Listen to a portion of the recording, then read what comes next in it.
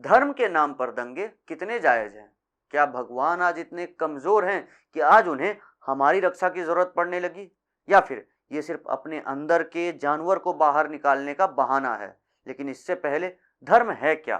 धर्म वो आइडियोलॉजी है जहां आप किसी भगवान या कई भगवान में विश्वास रखते हैं।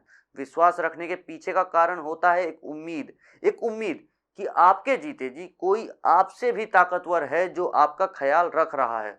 पर इस उम्मीद के लिए कुछ शर्त होते हैं। वो शर्त ये है कि आपको आपके धर्म की बातों को मानना होगा। जाहिर है कि भगवान, गॉड या अल्लाह ने खुद ये नियम नहीं लिखे हैं, ये किसी इंसान ने ही लिखा है। और ये नियम जरूरी है समाज में संतुलन और शांति बनाए रखने के लिए। जैसे हर देश में संविधान होता है, देश में शांति और संतुलन बनाए रखने के लिए।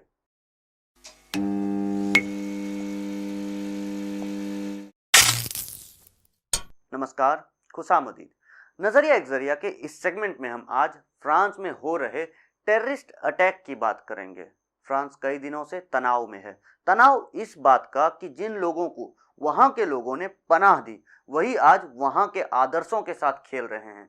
जिस धर्म को उन्होंने अपने देश में फैलने का मौका दिया, वही धर्म आज वहां अशांति का कारण बना हुआ है।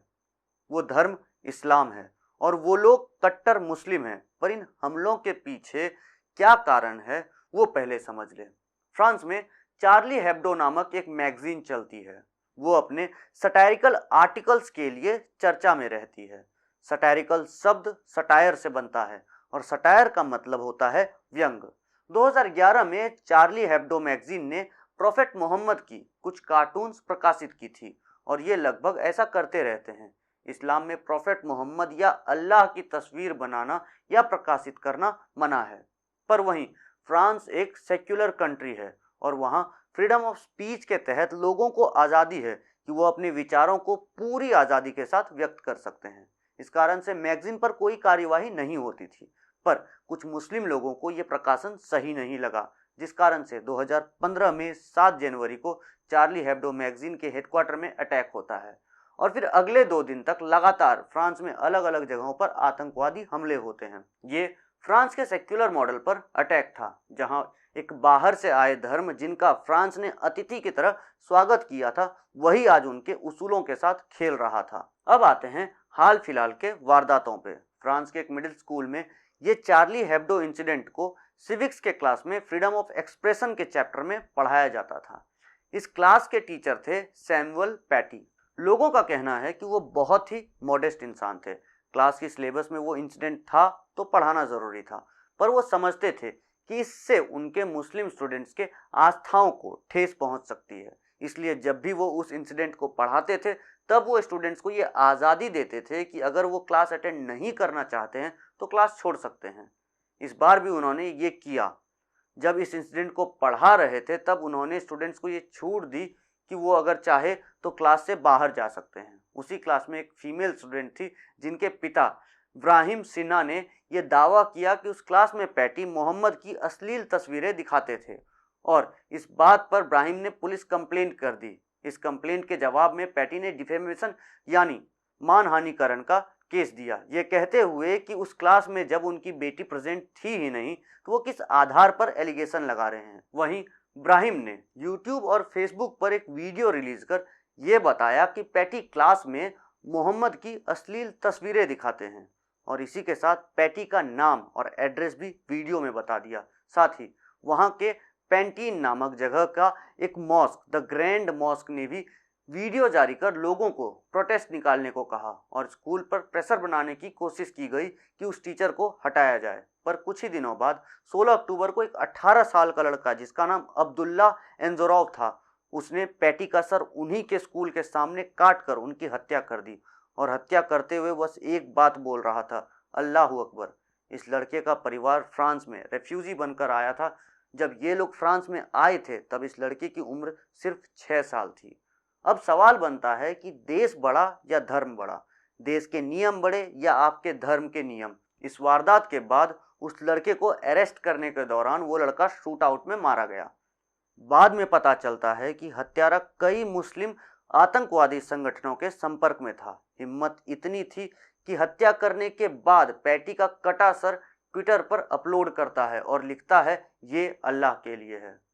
इस वारदात के बाद लगभग 16 लोगों को हत्या के साजिश में पकड़ा गया। इस हत्या के खिलाफ कई हैशटैग फ्रेंच में ट्रेंड करने लगे, जिसका मतलब था मैं भी शिक्षक हूं, और कई रैलियां निकली। पैटी के सम्मान में और फ्रीडम ऑफ एक्सप्रेशन को और मजबूत करने के लिए कई लोकल बिल्डिंग्स पर चार्ली हेब्डो के वो कार्टून प्रकाशित की गई। वहीं फ्रेंच प्राइम मिनिस्टर मैक्रोन ने उस कार्टून को लीगलाइज कर दिया और कहा कि इस्लाम में बदलाव की जरूरत है और वो होना चाहिए।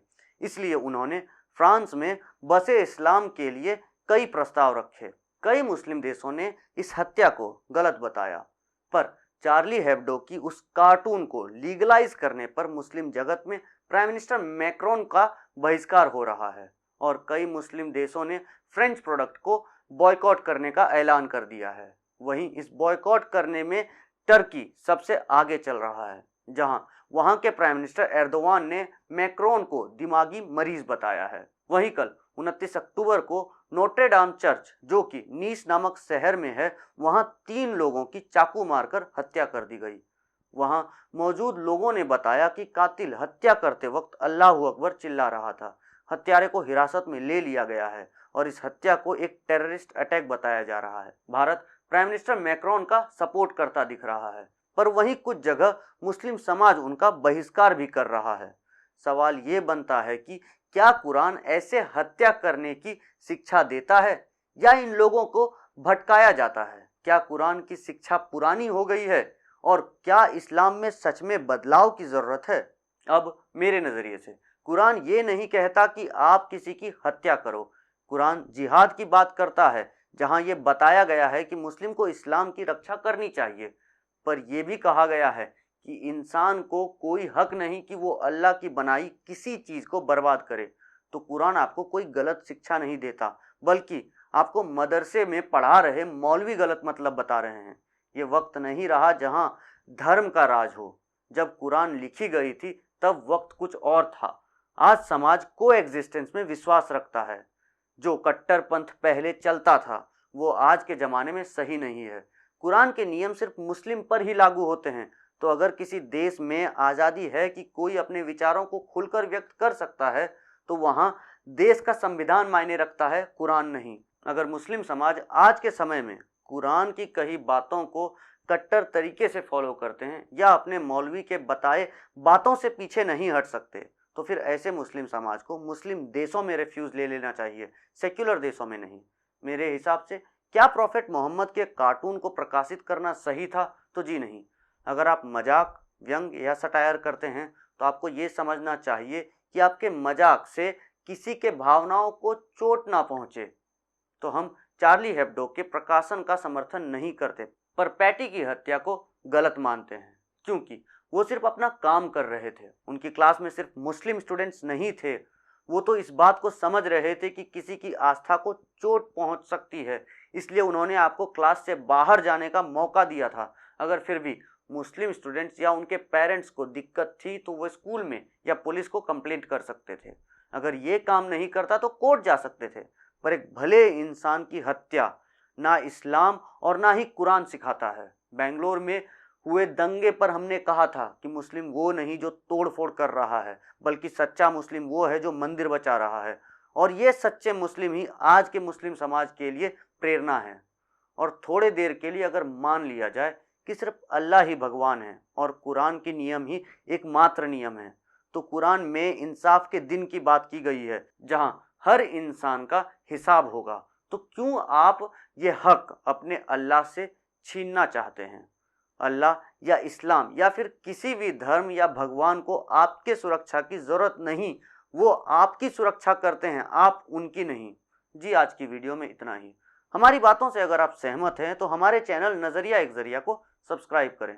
अगर कोई सजेशन, रिक्वेस्ट या डिमांड हो या अपना नजरिया बताने के लिए कमेंट करें। वीडियो अच्छा लगा तो लाइक करें और इस नजरिया को लोगों तक पहुंचाने के लिए शेयर करें। हमारे साथ लगातार जुड़े रहने के लिए आप हमें इंस्टाग्राम, फेसबुक और ट्विटर पर फॉलो कर सकते हैं। हमारे सोशल मीडिया का हैंडल ऊपर कोने में और लिंक नीचे डिस्क्रिप्शन में दिया है। जी धन्यवाद।